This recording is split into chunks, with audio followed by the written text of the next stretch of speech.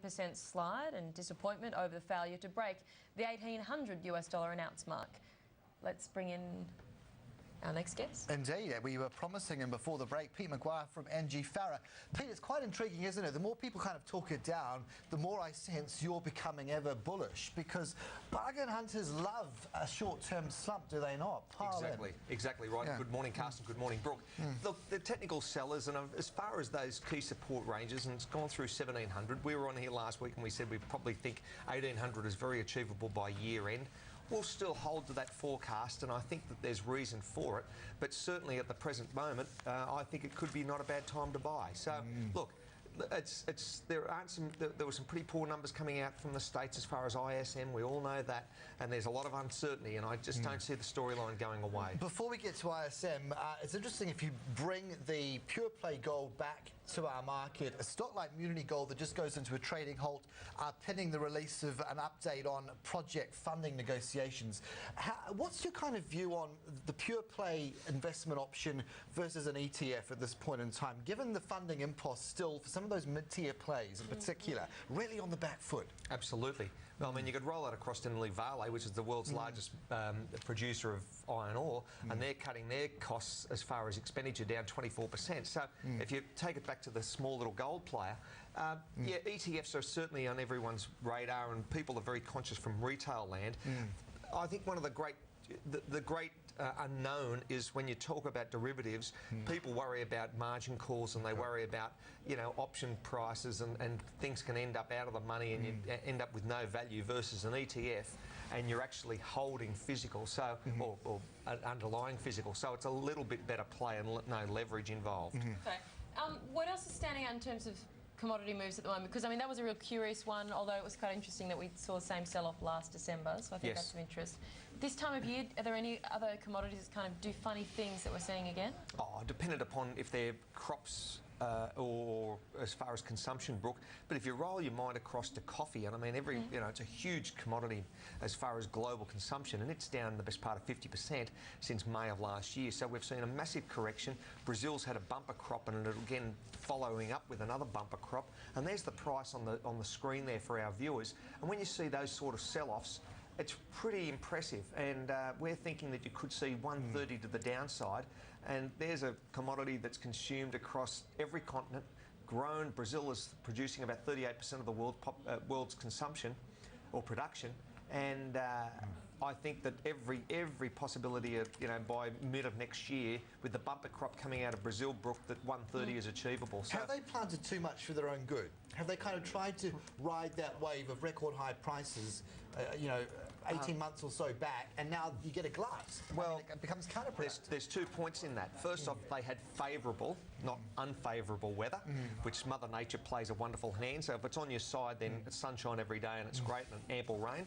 Secondly, is that every second year you normally have a wonderful crop. Then every second year the planting goes into a little bit of it's a little bit quieter. It's softer. Furlough, as it were. Yes, furlough. So this time round we're expecting it to be quite an impressive size as far as crop production numbers. So it's not going to suffer that fall off. So in turn, there's an abundance out there, and yes, prices come down. In terms of you know, the way we frame our ideas about investments at this point, given the interest rate environment globally, but obviously locally after the RBA cut yesterday, we've had a couple of people on our channel already this morning saying they think that will probably be the end of rate cuts. You guys are actually saying you think there's more to come. Oh yeah, look, there's many people out there that are even saying it could even hit 2%. Now, you know, Brooke, only time will tell. Just quickly on that, are you understanding they're just saying kind of 2 handle or actually 2%?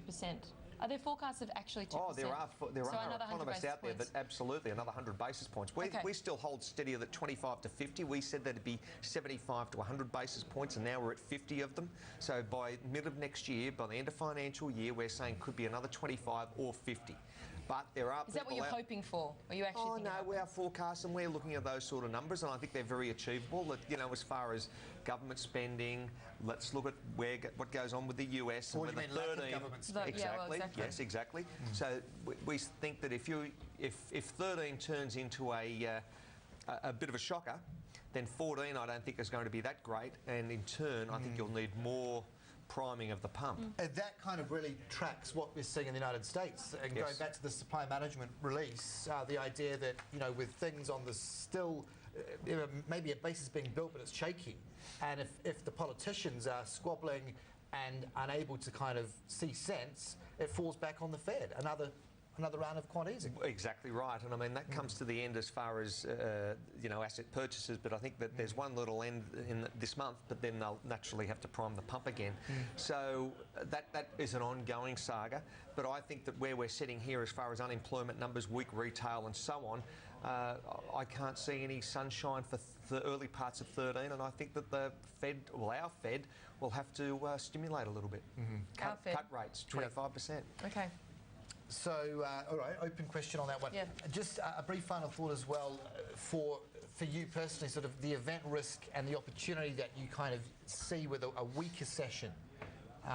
Particularly with jobs this week in the United States. Yes. Are you believing that there's going to be a pickup there, that you'd be buying heading into those numbers? Oh, I think there's a lot of people out there that are just sitting on the sidelines waiting to see what happens. It's very hard to, these week by week numbers that get released to the market and what still impact it Sandy has. probably has an impact. Absolutely. Short term. So, that northeast zone. So, it's just there's too much uncertainty for the big picture, and that's why people are nervous, and that's why people aren't deploying capital. There are a lot of people are just sitting in the bank and just you're saying, not right. making money though, are you? Not Well, you're not. deploying it. Well, yes, but you may. But it's safe.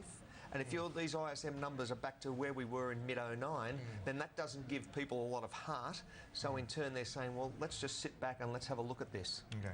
All right. And the Fed, we know, is ready to act, much like the ECB has indicated it's not sitting on the sidelines. Exactly, Carson. Either. Thank Central you. banks Thank you, doing their Brooke. best. See you next week. Cheers. Crude prices